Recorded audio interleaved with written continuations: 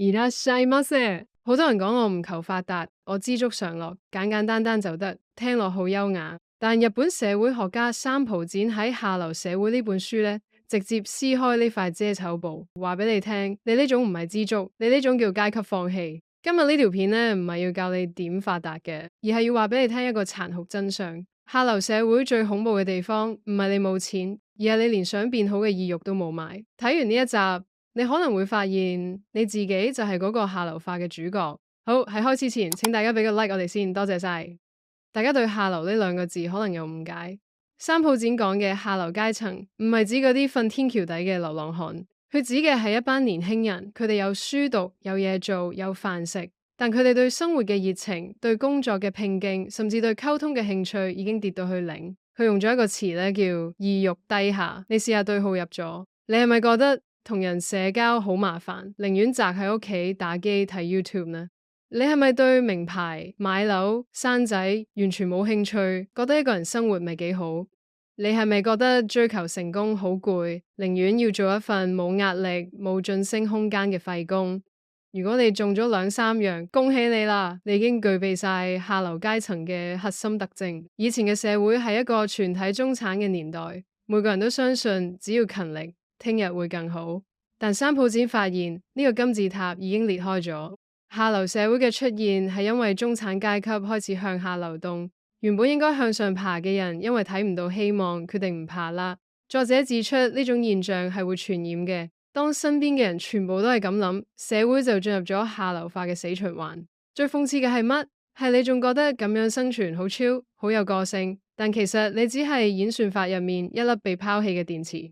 講咗咁耐，你可能仲覺得自己係個文青或者平凡人。三浦展喺書入面列咗個清單，我揀咗最核心嘅10條，你試下自己中咗幾多？年薪低於你年齡嘅10倍，例如30歲冇30萬年薪，唔想去思考未來，覺得活在當下就夠，覺得買名牌好蠢，着衫最緊要舒服平，例如成身都係 U 記，中意宅喺屋企打機上網睇 YouTube 多過出街見人，未婚甚至連拍拖都覺得麻煩。覺得自己嘅生活品味比一般人高，但其實冇乜消費能力，對工作冇野心，只求準時收工，唔好俾壓力我。中意食快餐、便利店食物，覺得飽就得。性格比較內向，唔擅長同陌生人溝通，覺得呢個世界已經冇希望，躺平先係唯一出路。中咗5條以上，唔好意思，你唔係平凡，你係已經入咗下流階層嘅預備軍。呢啲生活習慣背後，其實隱藏住一個好恐怖嘅邏輯，你正在喪失社會生存能力。冇錯，即係而家睇緊呢條片嘅你。好多人會話我窮係因為個社會唔好，係因為人工低。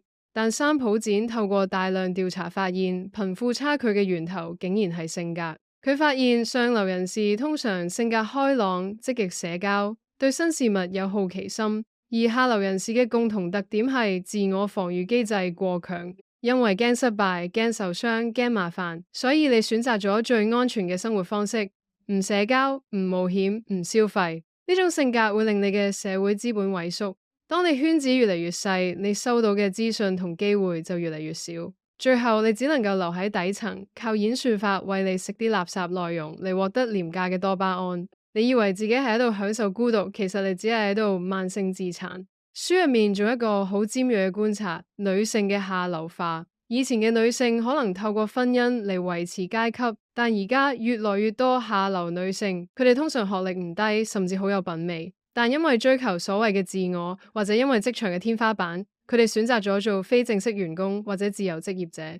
表面上好自由，但一到40歲，當體力同美貌下降，又冇積蓄同社會保險嘅時候，呢班人就會迅速跌入貧困。佢哋係優雅地貧窮緊，呢種反差先係最令人心寒。點解你會甘心留喺下流階層？三浦展喺書入面講到一個好陰毒嘅原因。因為呢個社會提供咗太多廉價嘅快樂俾你。以前嘅社會，你要得到快樂，你可能要努力升職、買車、去高級餐廳。但而家你只需要一部手機、一個月費幾十蚊嘅 Netflix 或者一餐幾十蚊嘅快餐店，呢啲叫下流階層嘅專屬麻醉藥。商家好聰明，佢哋開發咗大量針對下流階層嘅產品。Uniqlo 雖然平，但令你覺得自己仲有品味。便利店雖然細，但令你覺得生活好便利。你喺呢種微小嘅幸福感入面慢慢癱瘓，最後你連想要更好生活嘅憤怒都冇埋。作者指出呢種現象最受傷害嘅係後生仔，因為你哋係最應該搏命嘅年紀，但係就竟然會被呢啲廉價多巴胺餵飽咗。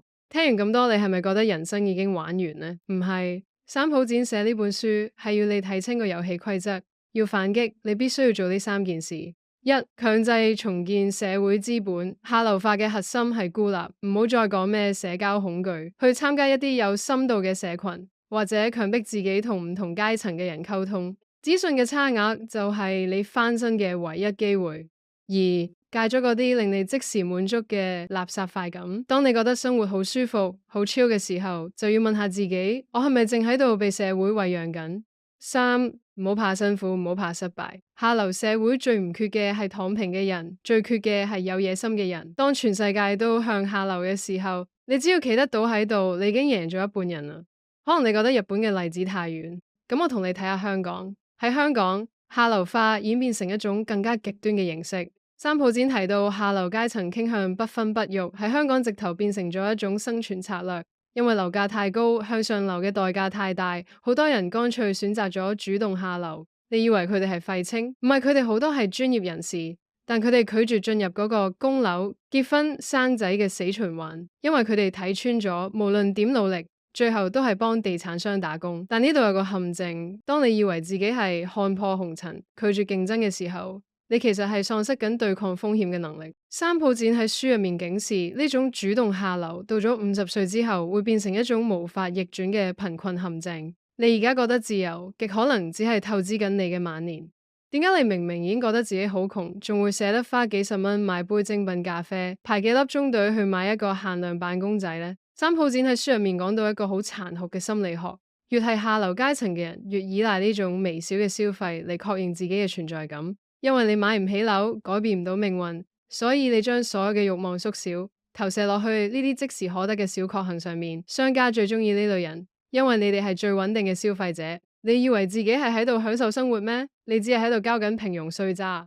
每一次呢類消費都係喺度削弱你累積財富、向上爬嘅資本。作者觀察到上流同下流最核心嘅分別係，上流人士追求資產增長，而下流人士咧就追求消費快感。所以咧，你一日唔戒掉呢種微幸福，你一日都走唔出呢個階級陷阱。你可能會話，生活已經咁辛苦，點解連呢啲小快樂都要被你批判？我想同你講，我批判嘅唔係你嘅快樂，而係嗰種甘於現狀嘅絕望。呢本書《下流社會》唔係一本社會學論文，佢係一本寫俾我哋每個人嘅警世書。如果你睇到呢度仲未熄咗條片，證明你內心仲有一團火，你仲唔甘心就咁樣下流落去。咁請你記住今日呢種不舒服嘅感覺，呢個頻道唔會餵你食糖，我只會幫你撕開現實嘅傷口。如果你想要更多呢種暴力嘅溫柔真相，訂閱我哋，我哋下集再見，拜拜。